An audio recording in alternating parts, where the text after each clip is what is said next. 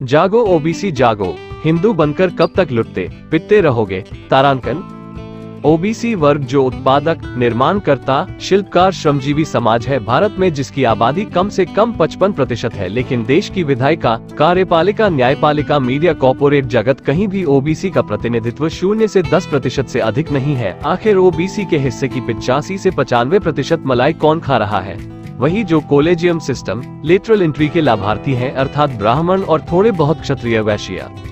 जहां ओबीसी को होना चाहिए था, वहां पीढ़ी दर पीढ़ी अर्थात अंग्रेजों के जमाने से कांग्रेस और अब भाजपा सरकार तक वही लोग कुंडली मारकर बैठे हैं। अपवाद छोड़ दें तो ओबीसी किसी यूनिवर्सिटी में वाइस चांसलर नहीं है, प्रोफेसर नामात्र के लिए है। सचिवालय में ओबीसी ढूंढते रह जाओगे, हाईकोर्टों से लेकर सुप्रीम कोर्ट तक ओबीसी जज चिराग लेकर ढूंढना पड़ेगा। बैंकों के डायरेक्टर, उद्योग जगत, इलेक्ट्रॉनिक मीडिया, प्रिंट मीडिया, हर जगह ओबीसी नदारद। और जिस राम मंदिर के लिए ओबीसी के लोगों ने सबसे ज्यादा उछलकूद किया, उसके राम मंदिर ट्रस्ट में भी उनको स्थान नहीं मिला। ये सब अपने आप नहीं हुआ, बल्कि ब्राह्मणी छावनी के सनातन षड्यंत्रों के कारण हुआ है, क्योंकि उनकी वर्ण व्यवस्था के अनुसार ओबीसी ही वास्तव में शूद्र है, जिन्हें शिक्षा, संपत्ति, शस्त्र, सम्मान का अधिकार ही नहीं है। और ब्राह्मणी छावनी आजादी के बाद से ही सत्ताधारी होने के कारण ओबीसी को हिंदू धर्म की अफीम खिलाकर उनके हक अधिकारों को हड़प रही है। ओबीसी की जाति आधारित जनगणना आजादी मिलने से लेकर आज तक होने नहीं दिया। 2011 में SCCC नाम से एक सर्वे हुआ भी तो उसका आंकड़ा आज तक सार्वजनिक नहीं किया। केंद्र की संघ भाजपा सरकार आज भी जाति आधारित जनगणना कराने को तैयार नहीं है। बिहार सरकार अपने संसाधनों से जाति आधारित सर्वे करा रही थी, उसे भी ब्राह्मणी छावनी ने हाईकोर्ट के माध्यम से रुकवा दिया।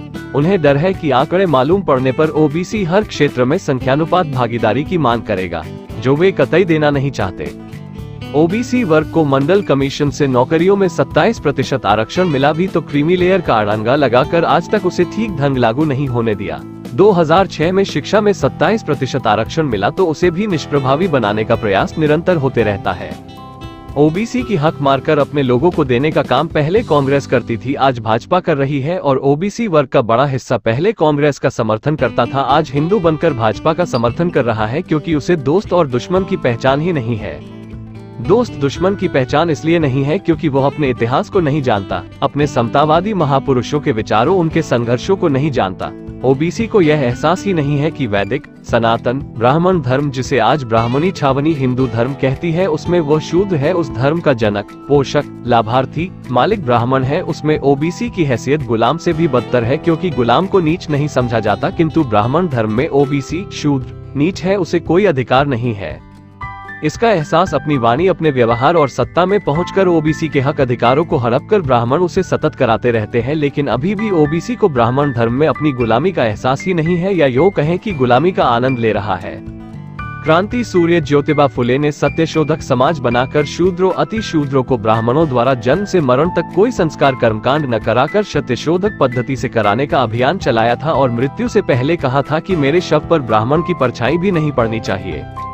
बाबा साहेब अम्बेडकर ने ओबीसी की एक सभा में, जिसमें उपरा के तत्कालीन मुख्यमंत्री गोविंद बल्लभ पंत भी मंच पर मौजूद थे, कहा था कि ओबीसी समाज एक सोए हुए हाथी के समान है। जिस दिन ये जाग गया और उसे अपनी ताकत का एहसास हो गया, उस दिन पंत जैसे ब्राह्मण उसके जूते के फीते बांधने में गर्व महसूस करेंगे।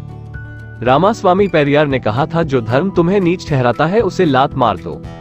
और भी बहुत सारे महापुरुषों व मातृशक्तियों ने इस ओबीसी समाज को जगाने की बहुत कोशिश की। बहुत सारे ओबीसी जागे भी, लेकिन अभी भी ब्राह्मणी सांस्कृतिक, सामाजिक, राजनीतिक षड्यंत्रों के शिकार ओबीसीओं की भी बड़ी संख्या है, जिन्हें न मंडल कमीशन से मतलब है, न जाति आधारित जनगणना से, न ओबीसी की हर क्षेत्र में हकमारी, शोषण, उत्पीड़न से। उन्हें समतावादी महापुरुषों फुले, साहू, अम्बेडकर, पेरियार आदि के विचारों व संघर्षों की न तो जानकारी है और न ही वे जानना चाहते, क्योंकि ब्राह्मणी छावनी इन महापुरुषों को हिंदुत्व विरोधी होने का प्रोपेगेंडा करती रहती है। हिंदुत्व की भांग पिए यही ओबीसी पूरे ओबीसी समाज की दुर्दशा के लिए सबसे ज्यादा जिम्मेदार है। ओबीसी के जागरूक संगठनों की जिम्मेदारी है कि धर्म के नाम पर सतत ब्राह्मणी षड्यंत्रों के शिकार हो रहे अपने इस विशालकाय ओबीसी समाज को ब्रह्मफांस से बाहर निकालकर अपने महापुरुषों फुले साहू अम्बेडकर पेरियार आदि के मानवतावादी वैज्ञानिकतावादी विचारों व उनके संघर्षों से अवगत कराएं। जिस दिन प्रत्येक ओबीसी के घर में अपने महापुरुषों की फोटो लग गई, हर घर में उनकी किताबें पढ़ी जाने लगी, निश्चित रूप से सारे के ब्राह्मणी षड्यंत्र धरे के धरे रह जाएंगे। फिर SC ST भी ओबीसी के साथ एकजुट होकर भारत से ब्राह्मण शाही को ध्वस्त करके अपने देश की सत्ता अपने हाथ में लेकर महापुरुषों के सपनों का समृद्ध एवं प्रबुद्ध भारत बनाने के काम में जुट जाएंगे। क्रेडिट चंद्रभान पाल, BSS, के वॉल से।